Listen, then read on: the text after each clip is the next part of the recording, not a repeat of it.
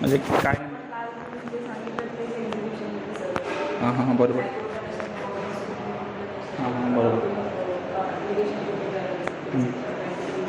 बरोबर. जास्त समजलं असेल आता, म्हणजे बाकीच्या मी पण सांगितलं नव्हतं ते तुम्हाला आता वाचून कळलं असेल. कारण काय असतं की एक तुम्हाला कन्सेप्ट समजून गेली, मग पुढची गोष्ट तुम्हाला स्वतः हे करावं लागते की बाकीचं काही एक्स्ट्रा असेल तर त्याचे ऑब्जेक्ट असतील किंवा काय असेल तर त्या गोष्टी आपण स्वतः वाचून घ्यायला पाहिजे. कारण म्हणजे आपण पण जेवढं वाचाल तुम्ही तेवढं तुम्हाला जास्त समजत जातं. बरोबर. आणि काय असतं, आता समजा तुम्ही एखादी प्रोव्हिजन वाचायला घेतली, समजा आता याची असेल रिमांडची, तुमची रिमांडची प्रोव्हिजन असेल किंवा जर स्पेशल सूटची प्रोव्हिजन असेल तर त्याच्यामागे ऑब्जेक्ट काय होता, बरोबर, की काहीतरी रिझन असेल ना. कारण लॉची आपण डेफिनेशनच हे करतो की एक्झिस्टिंग कंडिशनला जो कायदा ॲप्लिकेबल असायला पाहिजे किंवा लोकांची जी मागणी असते एखाद्या कायद्याबद्दल, तर ती मागणी म्हणून आपण एक कायदा बनवतो. फॉर एक्झाम्पल बघा, आता 1956साठी IT ॲक्ट होता का? नव्हता. राईट टू इन्फॉर्मेशन होता का त्यावेळेस? नव्हता.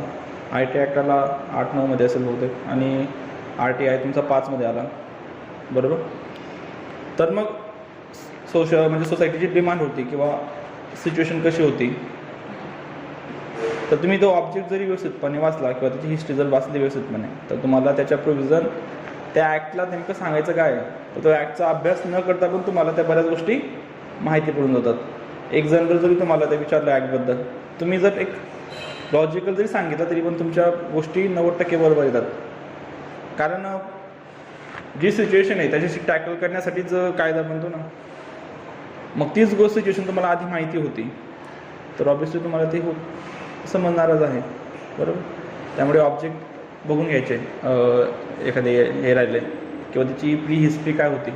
फॉर एक्झाम्पल समजा आता याचा ॲक्ट आहे Muslim woman protection of divorce असं आहे ना, की ट्रिपल तलाकचा आपण त्याला इन शॉर्ट बोलतो. आता समजा त्याची हिस्ट्री तुम्हाला माहिती असेल, बरोबर. आता हिस्ट्री काय होती त्याची, की ओरली पण कोणत्या पण कंडिशनला भाजीत जर कमी मीठ झालं किंवा जास्त मीठ झालं, बरोबर, तर या गोष्टीवर पण काय व्हायचं, तलाक हे कोणाचे डायव्हर्स ते देऊन टाकायचे, बरोबर. तर अशा केसमध्ये मग तुम्ही त्याची हिस्ट्री वाचलेली राहिली आणि त्याची ऑब्जेक्टिव्ह तुम्हाला माहिती राहिली, तर त्याच्यात प्रोव्हिजन कोणत्या असणार आहेत, की अशा प्रोव्हिजन असणार आहेत की ज्या ते प्रिव्हेंट करतील साध्या तलाकला, बरोबर. म्हणजे तुम्ही तो ॲक्ट वाचला नाही आहे पण तुम्हाला हिस्ट्री माहिती आहे तरी पण त्या गोष्टी तुम्हाला माहिती पण होतं. ठीक. तर आज आपण एक तर पाहिलं की सूट,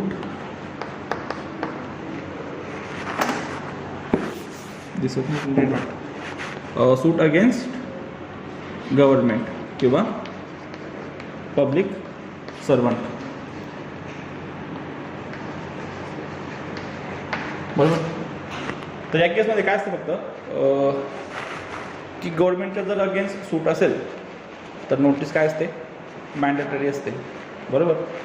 पण जर तुम्ही पब्लिक सर्वंटच्या जर विरुद्ध तुम्ही हे करत असाल, काय सूट दाखल करत असाल, तर त्याला एक कंडिशन असते फक्त. काय कंडिशन असते, जर तुम्ही याच्या विरुद्ध सूट दाखल करत आहात पब्लिक सर्वंटच्या विरुद्ध, तर त्याला सेक्शन हे लागू होण्यासाठी कंडिशन काय राहील बरं,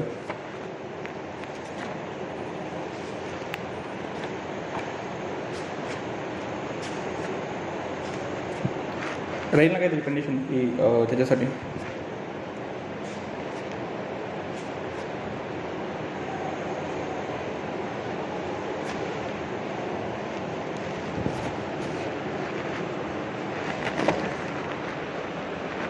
तर पब्लिक सर्वंटचं जे ॲक्ट राहील तर ते कसं असायला पाहिजे, ऑफिशियल कपॅसिटीमध्ये त्याने केलेलं पाहिजे, बरोबर.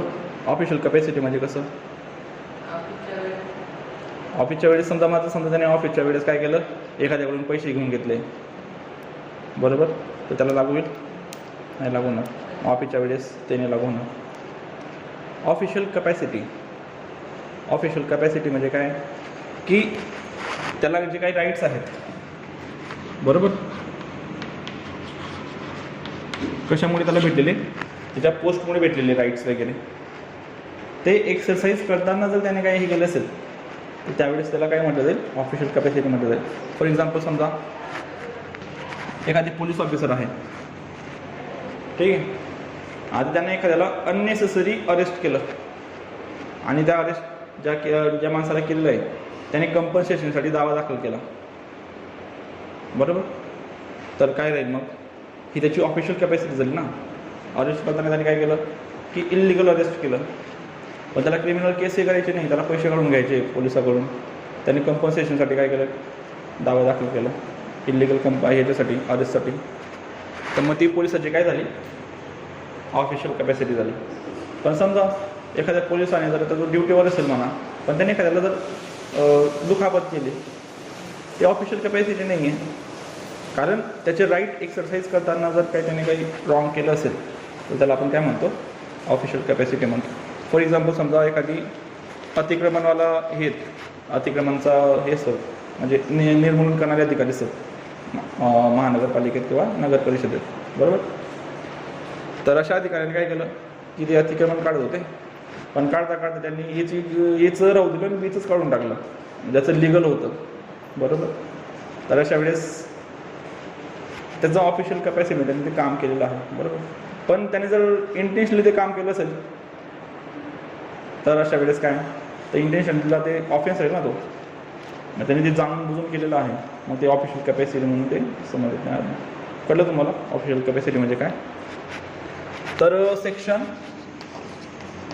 79 to 82, बरोबर. आता तुमचा झाला सबस्टँटिव्ह पार्ट याचा, आणि ऑर्डर 27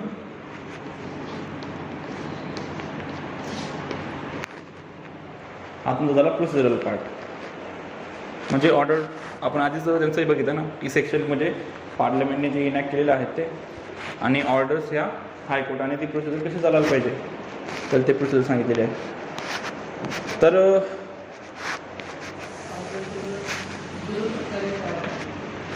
कसं काय म्हणतात, तर ऑर्डर ती हायकोर्टाने केली ना, त्याची प्रोसिजर लेट डाऊन केलेली आहे, बरोबर. तर नाही ती ओ येतो हो, ऑर्डर 27 ते वाटतं तसं म्हणा. तर याच्यामध्ये आपण स्पेशल प्रोव्हिजन काय बघितली होती, ज्यावेळेस आपण काल डिस्कस करत होतो की स्पेशल सूटमध्ये आणि सूट इन जनरलमध्ये काय फरक असतो. तर आपण याचं पण डिस्कस केलं होतं, आठवतं आहे तुम्हाला काय होतं बरं स्पेशल याच्यामध्ये, बरोबर, अगदी बरोबर. तर 2 month prior notice before the institution of suit, बरोबर. ही काय त्याची प्रायर कंडिशन आहे. आता तुम्ही कोर्टात बघितलं असेल असे कोणते दावे आहेत की ज्याला नोटीस इसेन्शियल आहे बरं, की विदाऊट नोटीस आपण ते दाखल नाही करू शकत, असे कोणते आहेत. अगदी बरोबर, 138 आहे. तर 138मध्ये तुम्हाला नोटीस कंपल्सरी असते, बरोबर. बहुतेक बाकी ठिकाणी आपण कुठे कुठे नोटीस देऊ शकतो अजून, रिस्ट्रिक्शन ऑफ कॉन्ज्युगल राईट्स त्याच्यासाठी NIAचं आहे मॅडम. जर डिसऑनर ऑफ चेक वगैरे असतं ना, चेक बाउन्स केस बोलतो ना आपण त्याला, तर ती ठीक. तर नोटीसचं काय इथे, तर 2 month प्रायर नोटीस द्यावी लागते. ऑब्जेक्ट काय असेल बरं नोटीसचा,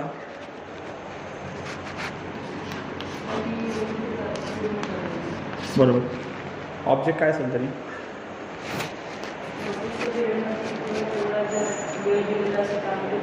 हां, म्हणजे काय असतं की नोटीसचं एक प्रायमरी ऑब्जेक्ट काय असतं इथं, की एखाद्या प्रायव्हेट पर्सनला जर गव्हर्नमेंटच्या विरुद्ध काहीतरी ॲक्शन घ्यायची असेल, बरोबर, तर कोर्टात तुम्ही ते सॉर्ट आऊट करण्यापेक्षा, कारण गव्हर्नमेंटला पण ते काम लागायचं त्याच्या मागे,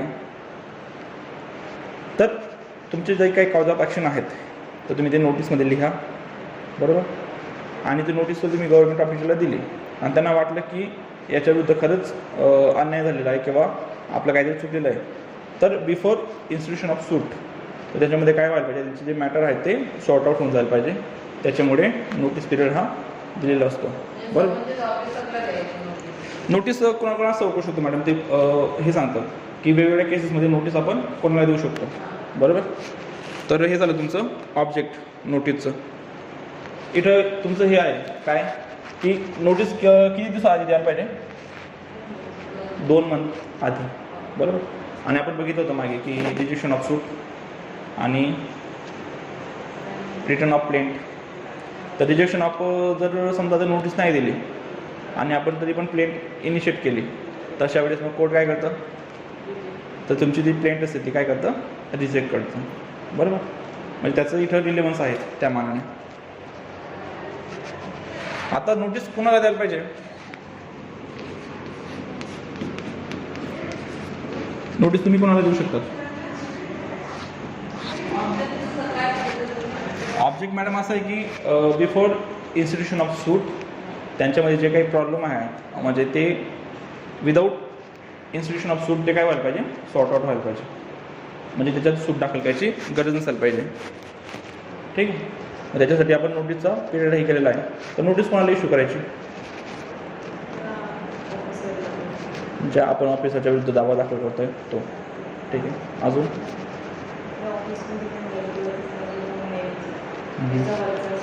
वरचा असेल. आणि अदर केसमध्ये की जसं आपण डिस्ट्रिक्टमध्ये हे करतो बघा, जर एखादा म्हणजे एखाद्या याच्या विरुद्ध हे असेल, महानगरपालिकेच्या विरुद्ध असेल दावा दाखल करायचा, तर मग पेपरला आपण ते जाहीर नोटीस देतो की या जमिनीबद्दल कोणाला काही आक्षेप आहेत का, ही जमीन मी विकत घेतोय, जर कोणाला काही आक्षेप असतील तर 1 महिन्याच्या आत आम्हाला कळवावेत. बरोबर. ती जाहीर नोटीस असते. किंवा जर समजा आता तुम्ही जर रिटायरमेंट ऑफ पार्टनर होत असतील, बरोबर, किंवा जर मायनर जर पार्टनर बनत असेल विथ अटेनिंग मेजॉरिटी, तर त्यावेळेस पण त्याला पब्लिक नोटीस द्यावी लागते. ठीक आहे. तर नोटीस आपण वेगवेगळ्या ठिकाणी वेगवेगळ्या याला पर्सनला देता येते. तर पहिलं असतं तर समजा सूट अगेन्स्ट गव्हर्नमेंट असेल, बरोबर, तर other than railway, other than railway म्हणजे ऑर्डर 27 सांगितलं सगळं. तर सूट अगेन्स्ट जर तुम्ही सेंट्रल गव्हर्नमेंटच्या विरुद्ध असेल पण ते रेल्वेशी संबंधित नसेल, तर तुम्ही कोणाला देऊ शकतात, जो सेक्रेटरी ऑफ गव्हर्नमेंट आहे, बरोबर, तर त्याला नोटीस द्यावी लागते, सेक्रेटरी ऑफ गव्हर्नमेंटला. समजा जर रेल्वेच्या विरुद्ध असेल तर मग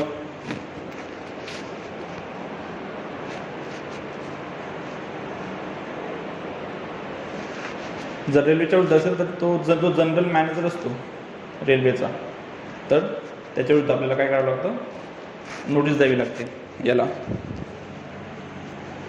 जर suit against the state of Jammu Kashmir असेल तर त्याचा जो चीफ सेक्रेटरी आहे तर नोटीस त्याला द्यावी लागते. आणि अदर स्टेटच्या विरुद्ध असेल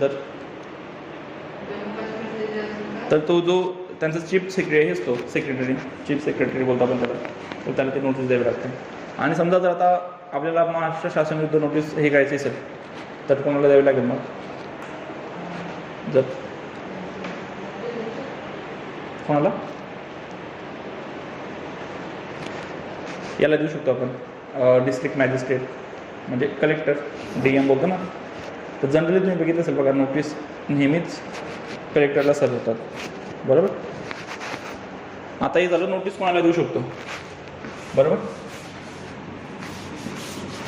आता याच्यामध्ये टायटल ऑफ सूट काय राहील, स्पेशल सूटमध्ये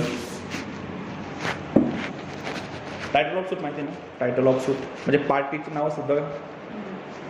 आता समजा आता A आणि Bच्या विरुद्ध जर पोझिशन ऑफ याचा रिकव्हरी पोझिशनचा दावा असेल तर A काय राहील, प्लेंटिफ राहील versus B डिफेंडंट.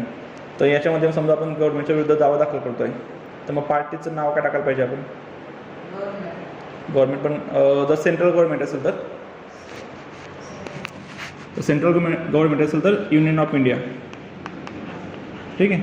Union of India.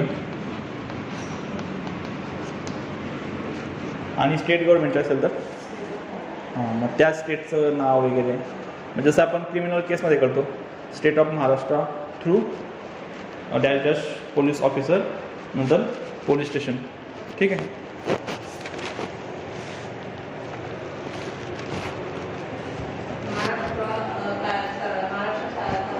State of, आता समजा जर युनियनच्या विरुद्ध असेल तर युनियन ऑफ इंडिया, आणि स्टेटच्या विरुद्ध असेल तर स्टेट ऑफ महाराष्ट्र, म्हणजे जे स्टेट असेल ते झालं. त्या नोटीसमध्ये काय काय असायला पाहिजे, कंटेंट काय असायला पाहिजे त्याची, तुम्हाला काय वाटतं की नोटीसमध्ये काय काय द्यायला पाहिजे आपण?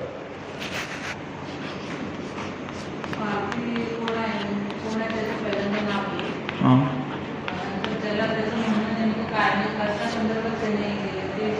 बरोबर बरोबर, अगदी बरोबर.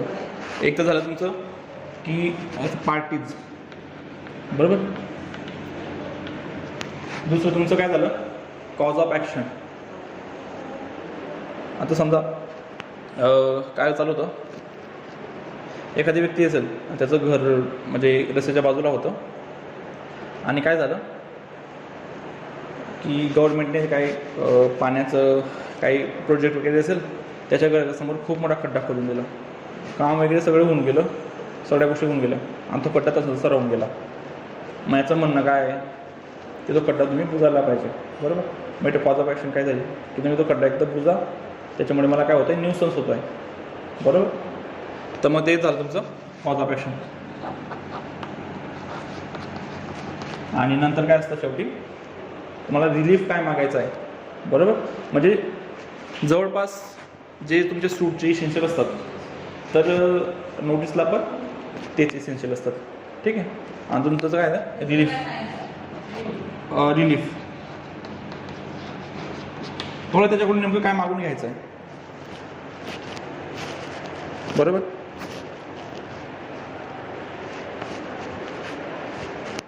तर याला एक अजून प्रिझम्पशन आहे नोटीससाठी.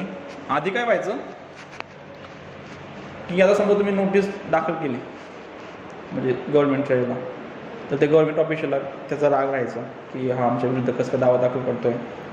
तर हे काय करायचे की एक टेक्निकल एरर शोधायचे की तुमच्या नोटीसमध्ये तुम्ही पत्ता लिहिलेला नाही आहे, तुमचा कॉन्टॅक्ट नंबर लिहिलेला नाही आहे, आणि त्या ग्राउंडवर काय करून टाकायचे, नोटीस रिजेक्ट करून टाकायचे. म्हणजे असं कित्येक वेळा व्हायचं. आता काय की 2 महिन्याची नोटीस आहे, बरोबर.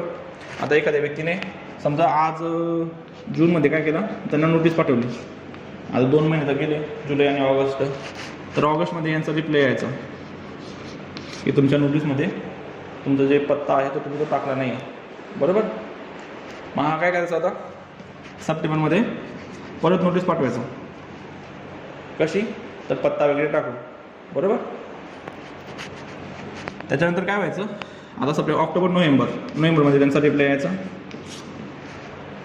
की तुमच्या ज्या नोटीस आहे त्याच्यामध्ये कॉज ऑफ ॲक्शन जो तुमचा आहे तो ॲम्बिग्युअस आहे. म्हणजे हीच गोष्ट हे 6-6 महिने घेऊन जायचे पब्लिक ऑफिस. आता तुम्ही बघितलं असेल पब्लिक ऑफिसर कसे असतात, बाकीचे चांगले असतात, त्याच्याबद्दल काही नाही म्हणा, तरी चालढकलपणा राहायचा. तर माझ्यासाठी सुप्रीम कोर्टाने सांगितलं की जर तुम्ही नोटीस टेक्निकल ग्राउंडवर रिजेक्ट करू शकत नाही, बरोबर. आता तुमची पण ड्युटी आहे ऑफिशियल गव्हर्नमेंटची की काय, की तुमच्या विरुद्ध कोण दावा दाखल करत आहे, बरोबर. तर तुम्हाला कळलं पाहिजे की त्याचे नेमकं म्हणणं काय आहे, तुम्ही त्याच्यात थोडी इन्क्वायरी केली पाहिजे. तर तुम्ही टेक्निकल ग्राउंडवर काय करू शकत नाही, तर नोटीस रिजेक्ट करू शकत नाही, बरोबर. आता नोटीस सगळ्या ठिकाणी मॅन्डेटरी असेल का,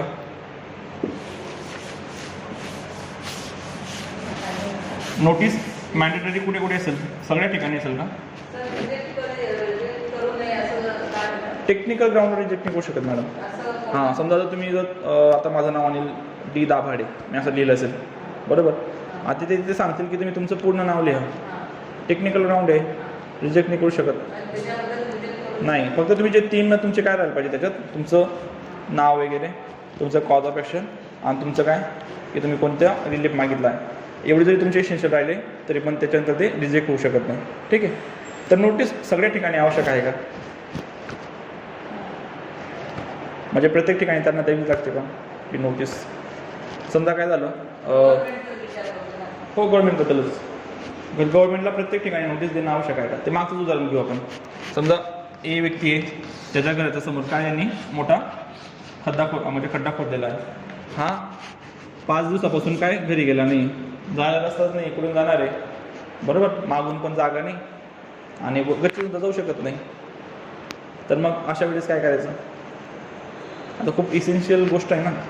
तर अशा वेळेस जर नोटीसचं जर आपण हे केलं तर मग त्याचे 2 महिने गेले आधी, कारण ते 2 महिन्याच्या याच्यामध्ये ते निकाल लावतीलच, याची कोण हे करेल, शास्त्र देखील 2 महिन्याच्या अशी निघून जातील. प्लस केस स्टँड व्हायला आता प्लेन झालं, बरोबर, प्लेन दाखल केली, नंतर समज निघतील, समज हे झाले, नंतर त्यांना रिटर्न स्टेटमेंटसाठी स्पेशल रूल आहे की तुम्ही WS जे आहे त्याला थोडं जास्त पिरियड दिलेला आहे गव्हर्नमेंटला.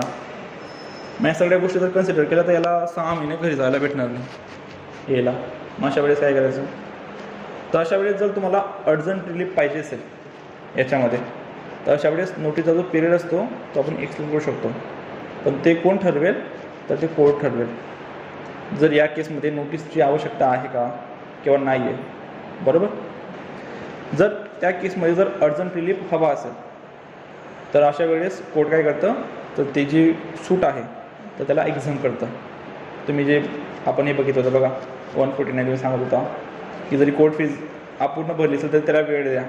त्याप्रमाणे इथं जर नोटीस जरी नसेल तरी पण तुमची सूट काय होणार नाही, रिजेक्ट होणार नाही, हे होणार नाही, ठीक आहे. तर तो काय होईल, फक्त पिरियड एक्सक्लूड केला जाईल. नोटीसचा इफेक्ट काय असतो अजून लिमिटेशनमध्ये, लिमिटेशन माहिती आहे ना, एखादी सूट दाखल करण्यासाठी जेवढा कालावधीमध्ये ते करायला पाहिजे तर तेवढा तो लिमिटेशन असतं. ते चालू कुठून होतं, आपण ते लिमिटेशन ॲक्ट जेव्हा घेऊ त्यावेळेस तुम्हाला सांगेल. फक्त जनरल तुम्हाला एक ओव्हरव्ह्यू सांगतो लिमिटेशन ॲक्टचा, की समजा आता सूट for compensation for malicious prosecution असेल, म्हणजे जर तुमच्या विरुद्ध एखाद्याने खोटा दावा दाखल केला असेल आणि त्याच्याविरुद्ध तुम्हाला काय करायची आहे, कंपन्सेशन घ्यायचं आहे, तर त्याला किती वर्षाचं आहे लिमिटेशन, 1 वर्षाचं लिमिटेशन आहे. केव्हापासून चालू होईल, जर ज्या दिवशी त्याच्या विरुद्ध ते समजलं त्याला की माझ्या विरुद्ध याने खोटा दावा दाखल केलेला होता, तो निकाल आल्यापासून 1 वर्षाचा आत, ठीक आहे. मॅन्डेटरी इंजन्शनसाठी, एक्झिक्युशन ऑफ मॅन्डेटरी इंजन्शनसाठी 3 वर्ष आहे. रिकव्हरी ऑफ पोझिशनसाठी काय आहे, तर 12 वर्ष आहे, बरोबर.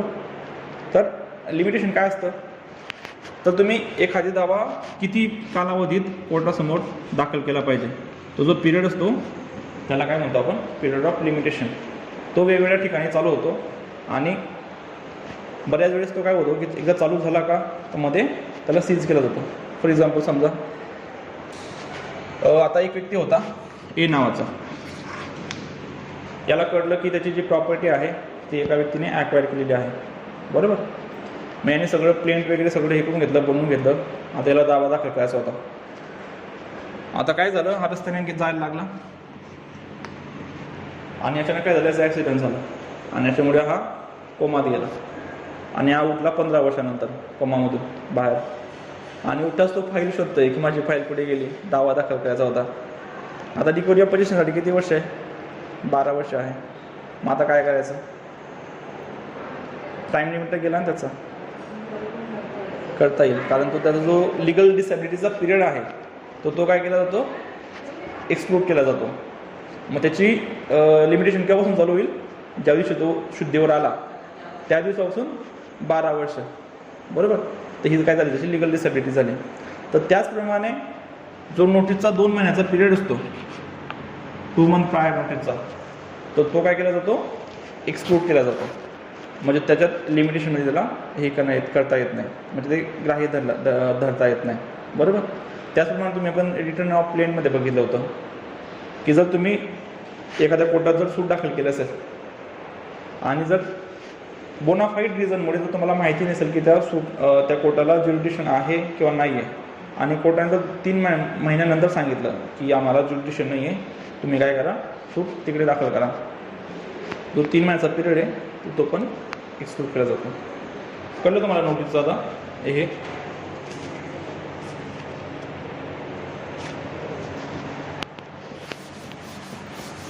आता बाकीचे स्पेशल प्रोविजन आहे त्याच्यामध्ये. आता जनरली काय असतं की रिटर्न स्टेटमेंट किंवा प्लेंट कोण हे करतं, साईन करतं. व्हेरीफाईड कोण करतं, व्हेरिफिकेशन कोण करतं, WHचं आणि प्लेनचं व्हेरिफिकेशन करावं लागतं ना प्रत्येक गोष्टीचं. व्हेरिफिकेशन. तर person who is acquainted with the facts. बरोबर. पार्टीज जनरली काय असतं, पार्टीज असतात आणि नंतर त्यांचे काही लिगल रिप्रेझेंटेटिव्ह असतील किंवा काय असतील तर ते करतात. तर या सूटमध्ये काय असतं, तर या सूटमध्ये जो पब्लिक ऑफिशियल आहे त्या डिपार्टमेंटचा, तर तो काय करू शकतो, व्हेरीफाईड करू शकतो. आणि गव्हर्नमेंटचा जो प्लीडर आहे तर त्याला पण समन्स पाठवलं तरी पण काय प्रॉब्लेम नसतो. जनरल आपण काय बघितलं की समन्स कुणाला करू शकतो आपण, फक्त पार्टी स्टुडिओ सूट करू शकतो. पण सूट अगेन्स्ट जर गव्हर्नमेंट असेल तर त्यांचा जो प्लीडर असेल तर त्याला जरी समन्स गेलं तरी पण काही नसतं. ठीक आहे. म्हणजे स्पेशल प्रोविजन केली ना. काय सरकारकडे किती येतात ऑफिसमध्ये, समजा आता त्यांच्याकडे 50 डॉक्युमेंट येत असेल दिवसामध्ये तर ते बघतीलच, याचा अर्थ असा नाही. त्याच्यामुळे जो प्लीडर आहे तर त्याला काय केलं जातं, त्याला समन्स सर्व केलं जातं. ही झाली एक प्रोविजन. दुसरी आहे अजून की आता जनरली कोर्टात काय की पार्टीला इन पर्सन काय व्हावं लागतं, हजर राहावं लागतं, म्हणजे जर अपिअर व्हावं लागतं याच्यामध्ये. पण या केसमध्ये कसं असतं की जर एखादी पब्लिक सर्वंट असेल तर त्याच्या ऑफिशियल कपॅसिटीसाठी त्याला काय केलं जातं, त्याच्यापासून एक्झम केलं जातं. म्हणजे तो हजर नाही झाला कोर्टात तरी पण काय प्रॉब्लेम नसतो. त्याचा जो प्लीडर असतो त्याच सगळ्या गोष्टी तो सांभाळून घेतात. ठीक आहे.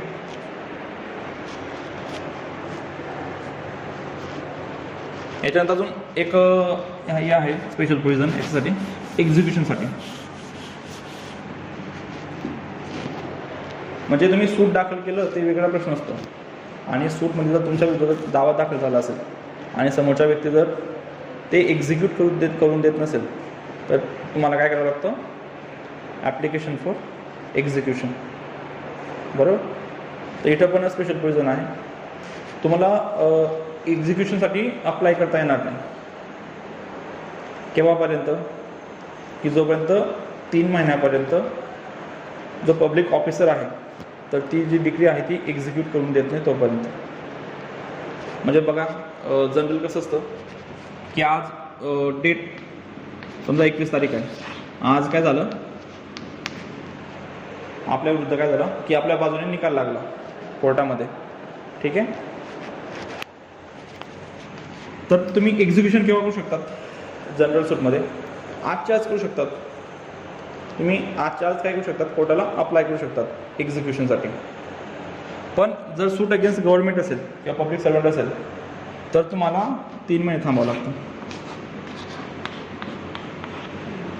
3 मंथचा जो पिरियड आहे तुमचा तर तो थांबावा लागतो. 3 मंथ नंतर तुम्ही जो डेट राहील, म्हणजे आज का तुमचा ऑक्टोबर, नोव्हेंबर, डिसेंबर, जानेवारी, तर जानेवारी 21ला तुम्ही फक्त अप्लाय करू शकता. म्हणजे मधले 3 महिने पण तुम्हाला थांबावं लागेल. असं का बरं, ऑब्जेक्ट काय असेल बरं 3 महिने थांबायचं. सेम ऑब्जेक्ट की गव्हर्नमेंटला थोडा वेळ द्या. बरोबर.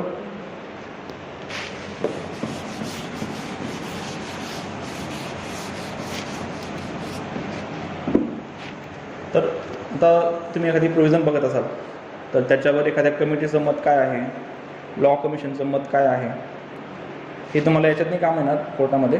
पण ज्यावेळेस तुम्ही अकॅडमिकमध्ये जाणार किंवा एखाद्या एक्झामला तुम्ही अपेअर होणार इंटरव्ह्यूसाठी म्हणा, तर त्यावेळेस तुम्हाला विचारलं जातं की याच्यामध्ये लॉ कमिशनचं मत काय आहे. लॉ कमिशन माहिती आहे ना. तर लॉ कमिशन एक वेळोवेळी काय असतं की एक जे रिनाऊंड जस्टिस आहेत किंवा लिगल फील्डचे तज्ज्ञ आहेत तर त्यांचं एक कमिशन बसतं. ते भारतातील सगळे लॉ रिव्ह्यू करतात आणि कुठे लॉची कमी आहे, कोणती अननेसेसरी गोष्ट आहे, तर ते काय करतात, तर ते गव्हर्नमेंटला रिकमेंड करतात. बरोबर. तर लॉ कमिशनने इथं एक रिकमेंडेशन केलं होतं की जी नोटीस आहे तर तुम्ही या नोटीसला काय करा, ही जी प्रोविजन आहे ती रिपील करून टाका. त्याला त्यांनी कारण काय दिलं होतं की तुम्ही जो गव्हर्नमेंटला 2 महिन्याचा जो वेळ देत आहे तर त्या 2 महिन्यामध्ये गव्हर्नमेंट काहीच ॲक्शन घेत नाही. तुमची आलेली नोटीस सरळ घडी केली जाते आणि कचऱ्याच्या डब्यात फेकली जाते. की ज्याला कोणी वाचत नाही किंवा कोणी काय करत नाही. त्याच्यामुळे अननेसेसरी डिले होतो आहे याच्यामध्ये. म्हणजे पेंडिंग केसेस जास्त पडत आहे तुमच्या. त्यांना वेळ दिला काय नाही दिला काय त्यांना काहीच फरक पडत नाही. तर तो अननेसेसरी 2 महिन्याचा डिले टाळण्यासाठी काय करा तुम्ही, तर नोटीसचा पिरियड जो आहे तो एक्सक्लूड करून टाका. ठीक आहे. थोडं वाचा याला समजा, म्हणजे आता सोपं करून सांगायचा प्रयत्न केला म्हणा. आता CBSE बोर्ड तर होईलच. ठीक आहे. याच्यात नाही हे फक्त रिकमेंड केलेलं आहे, अजून ते याच्यात आलेलं नाही. बरोबर, हे फक्त रिकमेंड केलेलं आहे. तुम्ही ऑर्डर 32 आपलं 27 आणि सेक्शन 79 to 82 हे वाचा व्यवस्थितपणे, तुम्हाला कळून जाईल. बरोबर, बाकीच्या ज्या काही गोष्टी असतील. आणि सेक्शन 79 to 82. याच्यानंतर एक दुसरं सूट आपण हे करणार होतो डिस्कस, ते म्हणजे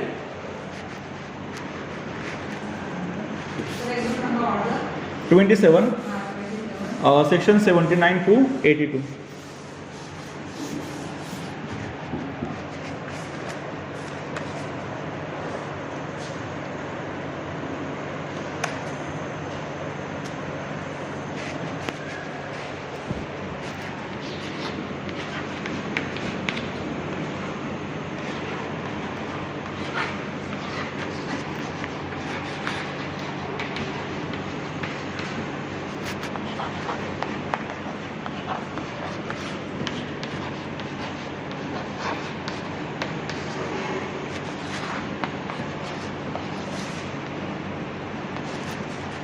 Suit by or against minor or lunatic.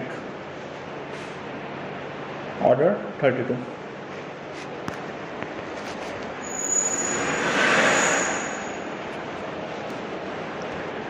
अशा कोणत्या अजून प्रोविजन आहेत जे मला माहिती आहे की ज्या स्पेशली यांच्यासाठी केलेल्या आहेत, मायनरसाठी.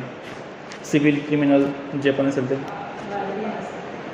गार्डियनचं एक आहे म्हणा की आपण गार्डियन जर प्रॉपर्टीमध्ये असेल तर ते प्रॉपर्टी होल्ड करण्यासाठी आपण कोर्ट काय करतं, त्याला गार्डियन हे केलं करतं आपण करतो. दुसऱ्या कोणत्या प्रोविजन आहेत, म्हणजे ऑर्डर 32 सोडून तुम्हाला कोणत्या रिकॉल होत आहे?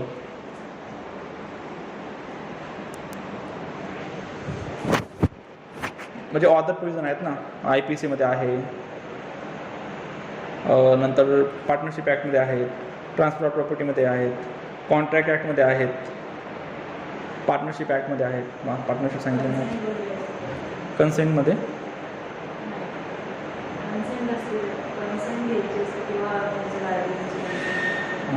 त्या असू शकतात. अजून म्हणजे बाकीच्या अजून कोणत्या स्पेसिफिक प्रोविजन आहेत, जसं की फॉर एक्झाम्पल बघा, एक झालं IPCमध्ये सेक्शन 82 आणि 83. 82 सांगता ना की nothing is an offence which is done by the child under 7 years of age. 7 वर्षापेक्षा जर कमी वयाच्या एखाद्या मुलाने जर कोणता पण गुन्हा केला तर पूर्णपणे काय असतो, क्रिमिनल लायबिलिटीपासून तो एक्झम असतो. बरोबर. पण समजा या केसमध्ये असं पण राहू शकतं, आता 7 वर्षाचा एक मुलगा आहे, 7 वर्षापेक्षा कमी वयाचा, त्याला एने काय केलं, एक खेळायची बंदूक दिली. बरोबर. आणि त्याला सांगितलं की जा आणि तो जो बी व्यक्ती आहे ही काय खेळायची बंदूक आहे, त्याला डोक्यावर ठेव आणि ट्रिगर दाब. तो लहान मुलगा आहे, त्याला काय खेळामध्ये गेला आणि बीच्या डोक्यावरती गन ठेवली आणि त्याने काय केलं, फायर केलं. फायर करता तिथून गोळी सुटली आणि त्या बीची जागेवर डेथ झाली. तर या केसमध्ये जो मुलगा आहे, बरोबर, तर काय करेल, तो क्रिमिनल लायबिलिटीपासून एक्झम्प्ट आहे. बीवर कोणता ऑफेन्स राहील, एवर कोणता ऑफेन्स राहील,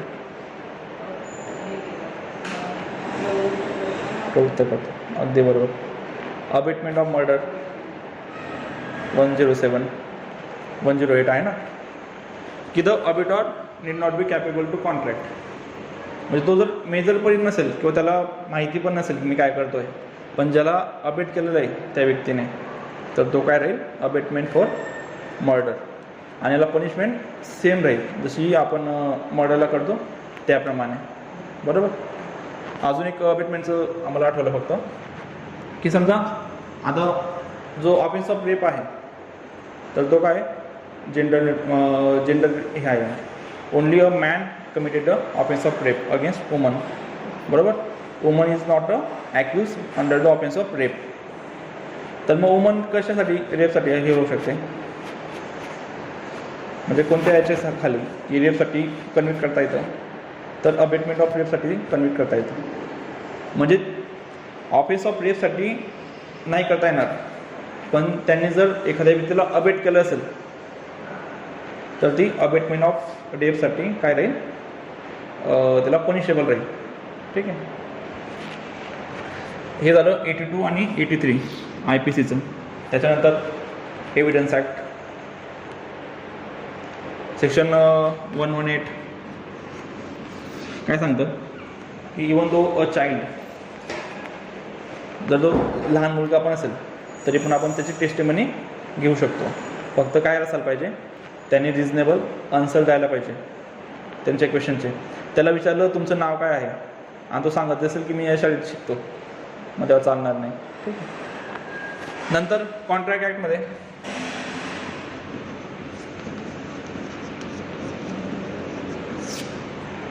कॉन्ट्रॅक्टमध्ये कोणत्या प्रोविजन आहेत दुसऱ्या, म्हणजे जस्ट विचारतं करा, थोडं कधीतरी वाचले असतील.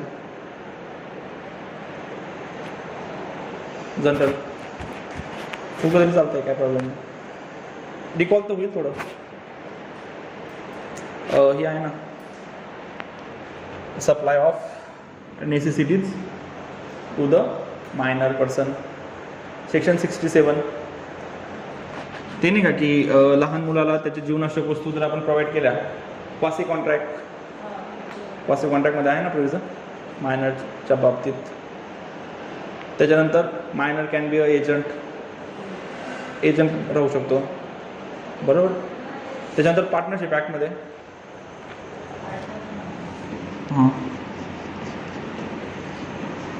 पार्टनरशिप ॲक्टचं सेक्शन 30 काय सांगतं,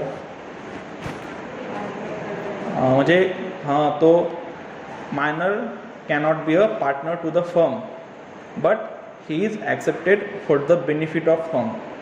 पार्टनरशिप फर्ममध्ये पण मायनर राहू शकतो, पण कशासाठी, फक्त बेनिफिट ऑफ फर्मसाठी. तर याचे ज्या लायबिलिटीज आहेत पार्टनरशिप ॲक्ट लिहून घ्या फक्त, म्हणजे तुम्हाला जाऊन वाचता येईल. बरोबर. सेक्शन 30. तर याच्या ज्या लायबिलिटी आहेत त्या वेगळ्या आहेत, त्या म्हणजे तुम्ही वाचून घ्या एकदा फक्त, तुम्हाला कळून जाईल. त्याच्यानंतर ट्रान्सफर प्रॉपर्टी ॲक्ट, TP ॲक्टमध्ये काय ट्रान्सफर प्रॉपर्टी ॲक्टमध्ये आहे ना सेक्शन 13-14. हे transfer to the one person. हो नाही, स्वतः नाही करू शकत, त्याला करू शकतो आपण. बरोबर. Donee can be a minor. Madam जो समजत नसेल ना फक्त सेक्शन लिहून घ्या, मला माहिती आहे तुम्हाला म्हणजे स्पेशल. हां ठीक आहे. Minor can be a donee, म्हणजे ज्याला आपण देणार आहोत पण तो डोनर नाही राहू शकत. सेक्शन 122 सेक्शन 120 याचाच सेक्शन 13-14. बरोबर. आणि सेक्शन 122 म्हणजे 124 मध्ये सांगतं ते, पण 122 पासून ते चालू होतं इसेन्शियल. हो ट्रान्सफर प्रॉपर्टीमध्ये. यामध्ये अजून बऱ्याच प्रोविजन असतील याच्यामध्ये, की या फक्त आपल्याला फक्त दिसतात वरती. अजून याच्यापेक्षा अजून बऱ्याच प्रोविजन आहेत, की मायनरला काय लागत नाही, इस्टॉपल लागत नाही. एव्हिडन्स ॲक्टमध्ये आहे इस्टॉपल 115. बरोबर. इस्टॉपल काय असतं, की जर समजा तुम्ही आता एखादी स्टेटमेंट केलं मला, आणि त्याच्यावर जर मी बिलीफ ठेवून काय केलं, एखादी ॲक्ट केलं, तर भविष्यात तुम्ही तुमचं स्टेटमेंटपासून घेऊ शकत नाही. फॉर एक्झाम्पल काय होतं, की एक केस होती कृष्णा वर्सेस इस्टॉपल. तर केसचं नाव काय होतं, की Krishna versus state of UP. त्या केसमध्ये काय झालं होतं, की त्या व्यक्तीला 100% गॅरंटी होती की मी पास होणार नाही आहे, पण नजर चुकीने तो पास झाला. पास नाही झाला तर त्याला किती मार्क्स पडले, त्याला पडले वाटतं 72 एवढे पर्सेंट पडले 72. तर काय झालं की तो खुश, म्हणजे जे अभ्यास करणार होते त्यांच्यापेक्षा जास्त टक्के कसं पडले, काय झालं. मग त्याने काय केलं, त्याने BA ला ॲडमिशन घेतलं. BAचं पहिलं वर्ष पण तो काय झाला, पास होऊन गेला. म्हणजे त्याला वाटलं नाही की आता मी म्हणजे काहीतरी करू शकतो हो, न अभ्यास करता तर 72 पडलाय, अभ्यास करून तर अजून जास्त पाडेल मी. मग तो BAचं काय झालं, BA पास झाला पहिलं वर्ष. सेकंड इयर पण काय झाला, सेकंड इयरच्या एक्झामला अपीयर झाला. तर नंतर यांना माहिती पडलं युनिव्हर्सिटीवाल्यांना की त्यांच्या प्रिंटिंग मिस्टेकमुळे 27% काय झाले होते, 72% झाले होते. माझं त्याचं काय झालं की ते BAचं हे झालं पहिलं वर्ष. आता त्याला काय करायचं, त्याला काय करता येईल. त्याने डिफेन्स घेतला की तुम्ही मला सांगितलं की 72% पडले आहेत, त्याच्यामुळे मी BA ला ॲडमिशन घेतलं, पहिलं वर्ष पास पण झालं. आता तुम्ही जे स्टेटमेंट केलेलं आहे तर तुम्ही त्याच्यापासून आता मागे जाऊ शकत नाही. शेवटी त्याला ते कन्सिडर केलं गेलं आणि त्याचं शिक्षण पुढे चालू राहिलं. ठीक आहे.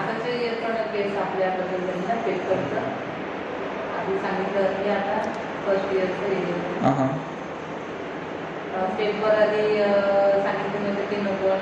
हां हां बरोबर. थर्ड इयरचं होतं ते, सेकंड का थर्ड इयरचं त्यांचे जे पेपर होते हायकोर्टाचं जजमेंट, ते पण डॉक्टर ऑफ स्टॉपवर चाललं असेल ते की तुम्ही आधी जर एखादी क्लेम करतायत त्यामुळे आम्ही अभ्यास सोडून दिला आणि तुम्ही आता कसं काय तुम्ही पेपर घेताय. ठीक आहे. हो बरोबर. ठीक आहे, काय प्रॉब्लेम नाही. बरं पण ठीक आहे, लिहित आता आलं तुम्हाला तेवढं बरं आहे. ठीक आहे, बाकीचे आपण उद्या करून घेऊ. मला तुमचे काय प्रश्न आहे याच्याबद्दल, जनरल कोणते पण प्रश्न राहू, सिलेबस निगडीत नाही, कारण सिलेबसचे प्रश्न खूप कमी पडतात. हां बरोबर. हां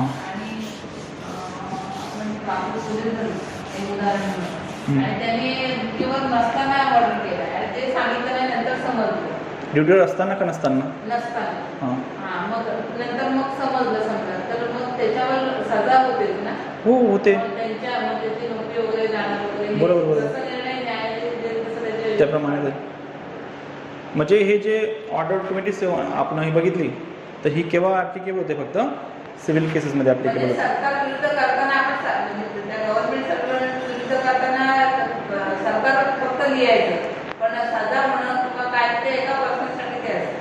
म्हणजे काय असतं, आता आपण जी प्रोव्हिजन बघितली ही कशाशी निगडीत आहे, ऑर्डर 27शी निगडीत आहे. बरोबर. तर ऑर्डर 27 कुठे ॲप्लिकेबल होते, फक्त सिव्हिल केसेसमध्ये. आपण आधी काय बघितलं की त्याची ऑफिशियल कपॅसिटीमध्ये त्यांनी ते काम केलं असेल तर ऑर्डर 27 ॲप्लिकेबल होईल.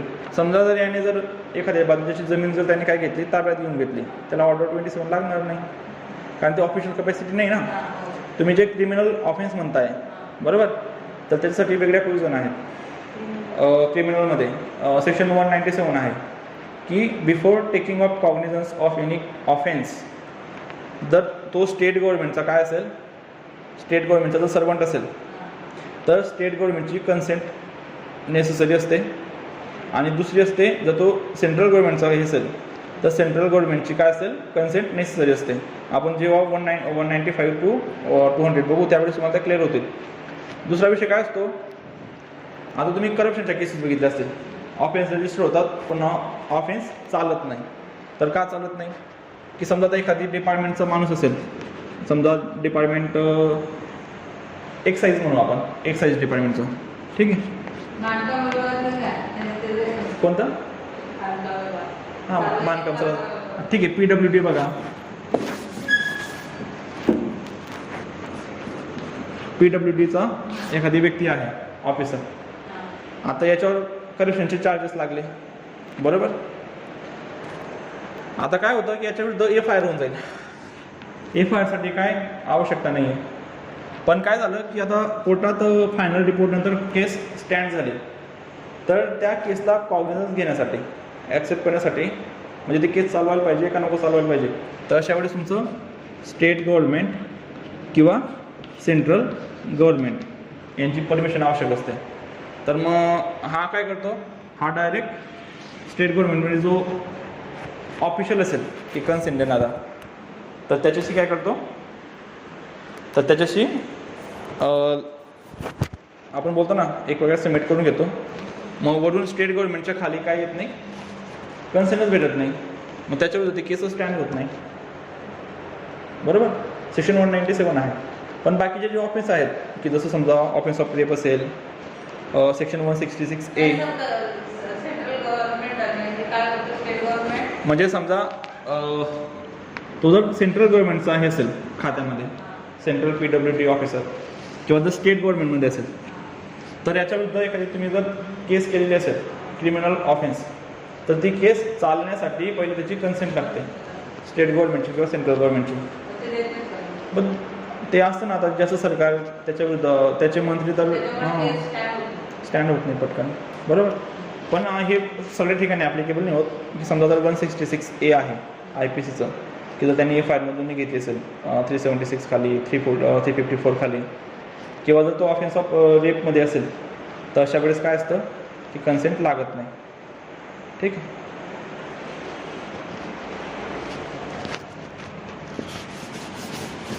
अजून काही प्रश्न मॅडम? कळलं तुम्हाला आता कन्सेंटचं? अजून काही? म्हणजे सर अभ्यास करताना एक स्पेसिफिक आता गव्हर्नमेंट सर्वंट आहे तर त्याचा सर 5 मिनिट आता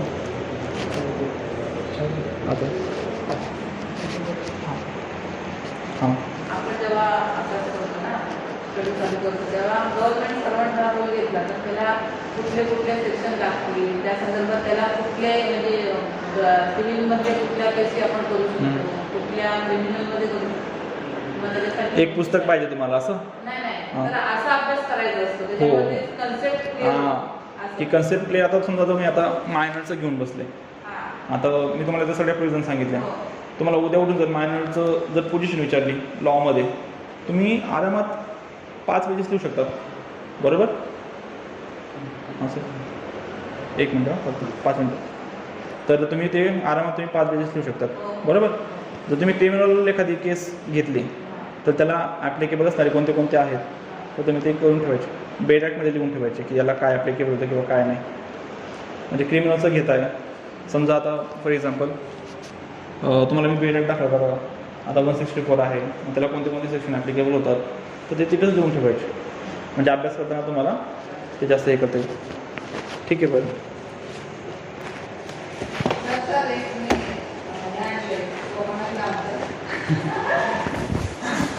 चांगलं आहे मॅडम.